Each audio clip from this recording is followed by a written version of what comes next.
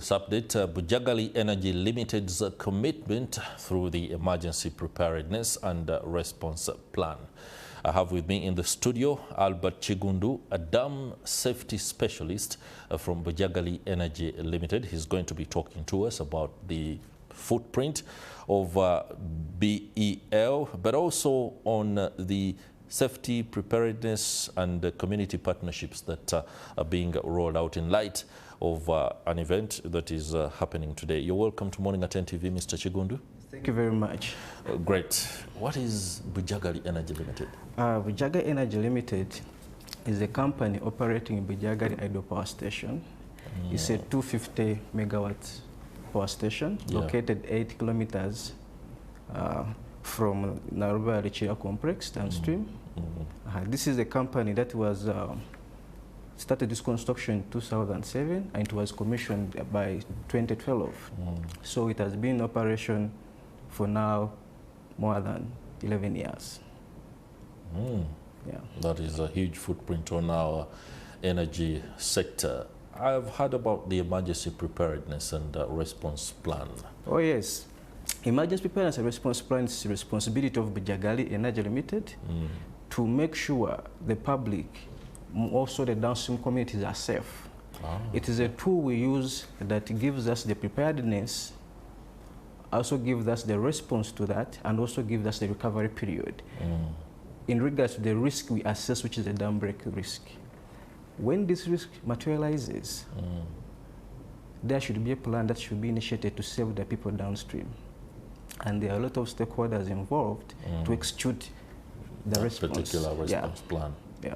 That involves the police? It involves the police, the army, the UPDF, and also the government itself. Under the office of the Prime Minister, there is a department called NECO, responsible for the National Disaster Management. Also, we work with the district management committees headed by CAL to make sure that the people downstream are educated about this risk and also they know what to do in case the risk materializes. What we have to know that the probability for this risk to happen is very minimal. It is close to zero, but the consequences are very high. Those who have been able to witness the dam failures that have happened in different countries, residences have suffered, life is lost. So it is our responsibility as a Bujagali to have a plan in place.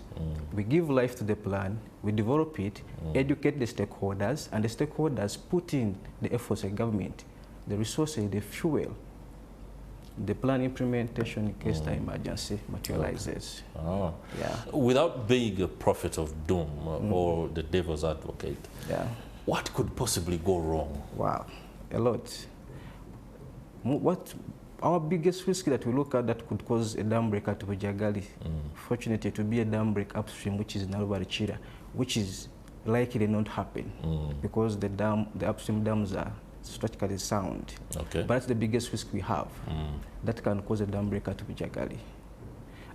But there are also other natural calamities like earthquakes. They can also cause a dam break. And a dam break to the layman should be when the barriers give way. When the dam structure gives way, and when it gives way, there should be uncontrolled flow of water, causes flooding the downstream communities.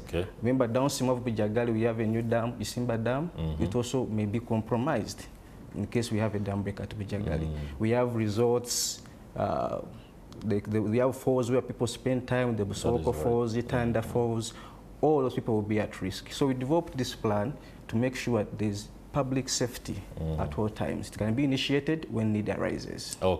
In case it has to be initiated, could you share examples of the joint activities that can be undertaken? Yeah, like to give an example, we normally do drills to test the plan we have developed. And after doing the drills, we close the gaps.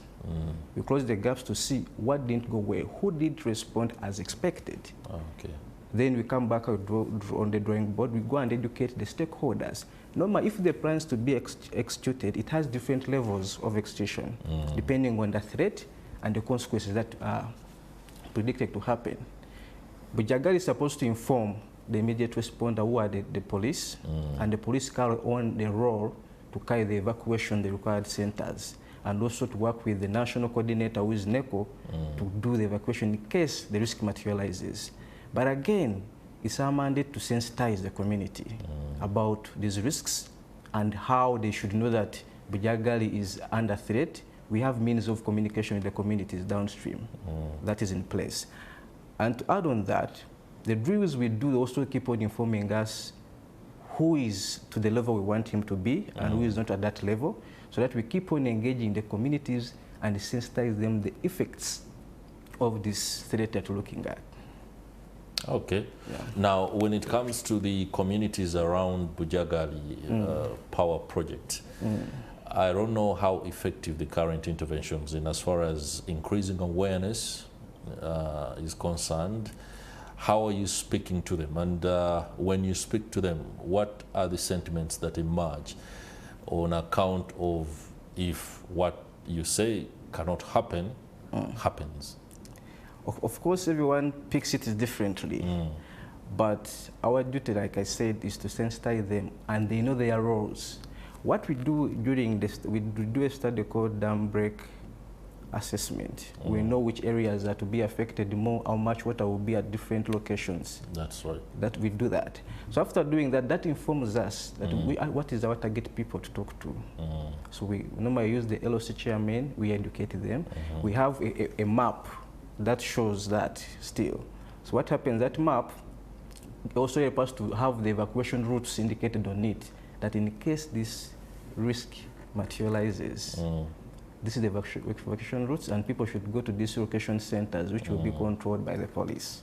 Okay. So our duty as Bujagali is to look after the dam, which is very sound. We have a very good team doing that, and also to report about the soundness of the dam in case there is a challenge. Periodic reporting. Yeah. We do periodic reporting about that to our regulator, so that if there is any challenge that would lead to the materialization of that threat, the community is aware, the police is aware, and they'll be on standby to do what they're supposed to do.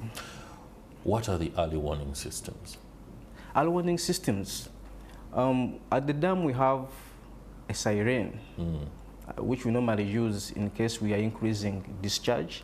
Okay. And in case we have a threat of that kind, that's one of the early warning signs we have, that it will come on for a long period to communicate to all communities downstream, to tell them we have a problem, please evacuate. Oh, fundamentally, the difference in siren is length. Length, yeah. No, our siren can go close to more than 2 kilometers downstream, the sound.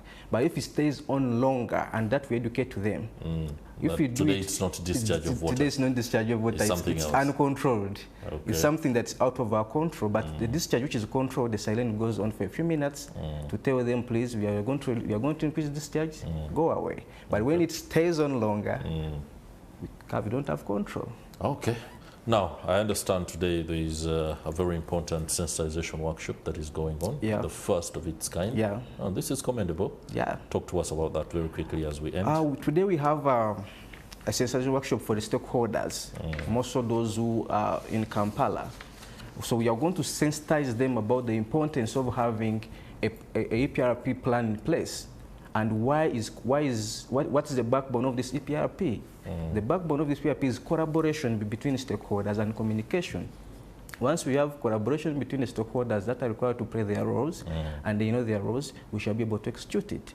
Again, we have also set up another sensitization workshop that will take place in Jinja on 16th of November, where we shall have the responders, which include the police, the LOCs, the COWs, and the army. We are going to sensitize them on their roles again. The challenge we have, for those particular ones that we're going to sensitize in Jinja, they keep on changing them in office. Oh, yeah. So, okay. So the sensitization have to continue. It has to be through and through frequent. every year. All right. So that we have a safe community. Yeah. Albert Chigundu, Dam Safety Specialist with Bujagali Energy Limited. Many thanks for coming to MorningAtNTV, but most importantly, enlightening us about what could happen but can't happen given the safety standards that Bujagali Energy Limited has put in place. It's been a pleasure having your company. And indeed, it's been a pleasure too having your audience today.